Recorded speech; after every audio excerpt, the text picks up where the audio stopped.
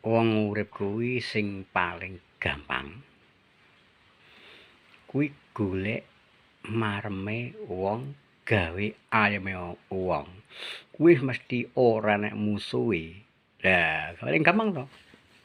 Dadi wong ora dimusuhi ora kok wong didaya. Wong sing kondang sekti, wong sing duwe kanuragan, wong sing duwe kanugrahan, wong sing gawe ora. Wong sing ora dimusuh kuwi wong sing sekti, wong sing sabar. Sabar lamun enek wong swara sing ora bener, awake dhewe mek kudu mesem. Hmm, hmm, hmm. Lamun enek wong sing ngelokne mek ngguyu. Oh, ho, ho, ho. Lah kuwi wani ngalah. Wong urip lek wani ngalah ora kalah, ning wani ngalah kuwi kabeh kemurahane Gusti Allah. Ya ngono. Yen golek musuh paling gampang, ning sing paling angel golek kanca, golek dulur, golek teman. Mergane apa? Wong urip kuwi ora sepi saka salah lan luput. Saka ucapan, saka lakon, saka tumindak.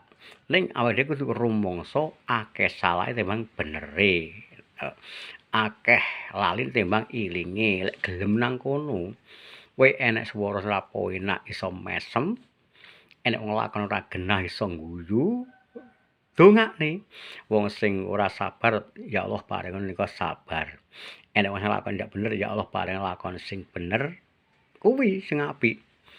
Mulane ya kuwi mang sak pira-pira wong urip ki panggah ana salahe.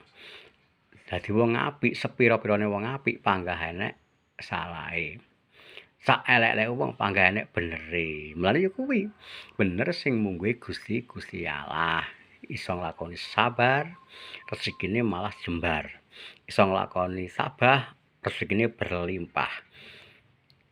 Iso nglakoni bersyukur, rezekine akeh kaya banyu sumur. Wis sak ngono ae. Siang iki, awan iki dongane Mbah Haji panggah. Warga Tulungagung, Blitar Kediri lan Trenggalek kabeh sehat slamet panjang umur sak keluargane, akeh rezekine, adoh sengkala cedhek marang Kang Kuwasa, adoh bilai cedhek marang Kang Maha Suci. Amin amin amin ya rabbal alamin.